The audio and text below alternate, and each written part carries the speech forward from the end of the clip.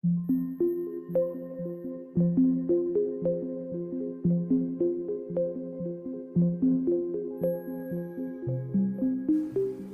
name is Michael Phillips, and I am a time traveller. I was born in 2043. At the age of 18, I joined the army, had a few years there, and then I was recruited into the SES, the 21st SES Regiment to be exact. We carried out a number of missions in countries that I'm not allowed to name because I've signed the Official Secrets Act. And from there, I was contacted by a government department that called themselves Section 18. They told me they were a reconnaissance unit. However, it turned out to be something quite different. So I was then transferred to MOD Boston Down, and there they took me into a hangar, and in that hangar I saw this 8-foot sized spheroid object. I was then briefed on what this object actually was. Turns out it was a time machine. This time machine, it uses two micro singularities, one at the top and one at the bottom, to power the craft into it creates a gravimetric distortion, and distortion then tears a hole in time-space. What you'd consider as UFOs are actually time-space craft. They have the ability to travel in space and also time. Many UFOs that you do see in the skies are in fact time travellers. My time at Boston Down, I embarked on a number of missions. The first was to the year 2138, which was very interesting because it was not at all like I know the Earth to be now. In fact, it was rather polluted, and people were quite tribal, and it wasn't a pleasant place to be. Anyway, a little bit more about my time, 2075. All in all, it's not bad. There were a number of Earth changes which I do want to warn you about, which did change the Earth. Global warming continued. The major governments of the world did nothing to change that at all. So this is kind of a plea to change your ways. Another time traveller from, I think it was 2038, he came back. His name was Titor. He came back to 2000, I do believe, and he thankfully stopped a civil war in America, which was supposed to kick off in 2008. However, he got involved with the American intelligence authorities and the time travel program there. And it was decided that America needed a single unifying event to bring the country together and to avert a civil war. And that event was 9/11. Titor went back, I do believe it was May of 2001, just before and happened. So that's what happened there, and he did change the timeline, so the civil war in 2008 didn't happen. More towards where we are now, where I am in 2018, which is odd because it's the first time I've travelled backwards in time. I've always travelled forwards. There is a limited nuclear exchange in 2019, March of 2019.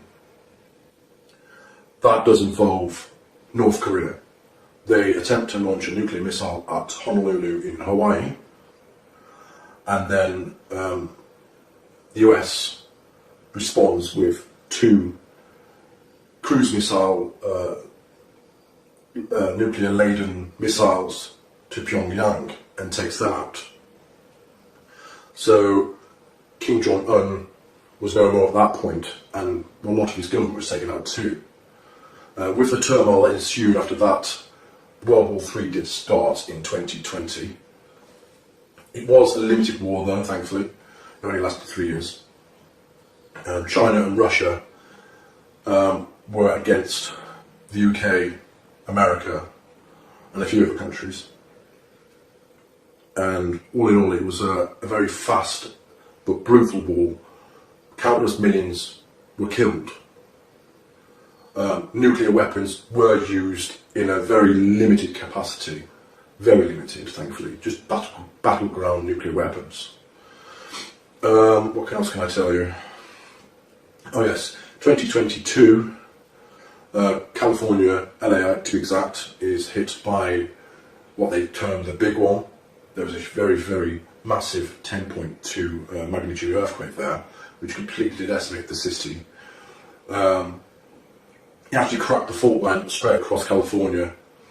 As a result, California sits a good 10 feet lower than it used to. With rising sea levels, that did cause California and surrounding areas to be flooded and to no longer be habitable for people. People had to move out. What else can I tell you? Donald Trump, he clung to power for 2 terms, tried for 3. However, he was impeached and he was finally got rid of. Then you had Oprah Winfrey, believe it or not, try and run for the presidency. She was not successful. There was a man called Michael McIntosh who actually succeeded. I'm not sure if he's a name that's about at the moment, but that was in the mid to late 2020s. On the plus side, in the mid 2020s, we did land on Mars. We had the first land on Mars, which was good. It wasn't by NASA at all, it was by SpaceX and Elon Musk. They sent a number of missions up there in the early 2020s to prepare for the manned mission to Mars. By 2032, there was a lunar and Martian base. And towards when I was born in 2043, we were beginning to make commercial efforts to reach out to the solar system, to mine the asteroids and the moons of Jupiter for resources. So there are quite a lot of trillionaires in my time who own their own space stations, and they are very powerful people. You don't want to cross them. So a little bit more about the time travel project itself. As you can imagine, in my time, when I was born in 2043, up until I joined the program in 2075, there was a lot of money about. Trillions upon trillions upon trillions. I couldn't even guess how much money in the world or the solar system. So endeavours such as time travel were more and more possible. I have travelled numerous times in the future, and I'll tell you about one time now. I stepped into the craft, which is an 8-foot wide sphere. It uses 2 dual positive singularities, one at the top, one at the bottom, like I've said before, and it creates a distortion in the time-space via gravimetric forces. It is how can I say? It utilises the singularities and forces the energy inwards for the time travel aspect. If you want to travel in space, you create a gravimetric wave outside of the sphere itself, and you can ride on that wave and get to a location in space very, very quickly. In terms of one of the times I went forward in time, let me just try and pick an interesting one. Yes, I went to the 2432, and the world, thankfully, was a lot different again, but it was different in a positive aspect. the atmosphere and pollution, that was all cleaned up, thank God. It was very nice actually, it was very green, there was lots of flowers everywhere. Everyone appeared to speak English, however I'm not sure if that was them speaking English or they had some kind of implant where they could understand English or speak in their language and you understood their language or what. Buildings were exceptionally tall, there were just huge glass towers. There were numerous cars which were flying and travelling in what I assume were highways in the sky. People were friendly, they were open, they weren't afraid to come up to you and say, hi, who are you, where are you from? I think they were quite used to having time travellers because when I said I was from 2075, they didn't appear to be all that shocked. I certainly would have been shocked at the time if I would have known time travel was about. What can I say about time travel itself?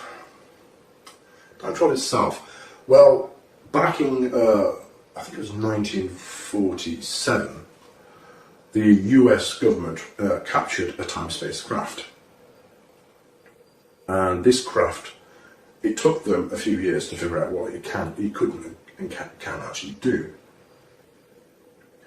They tried to retrofit some super magnets onto a ship one time, I do believe. And unfortunately that did not go well. It did not travel in time.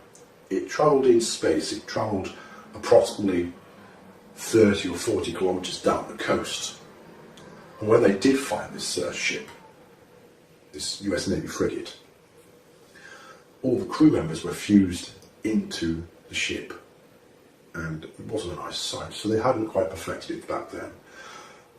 Officially, time travel was invented and perfected in 1975.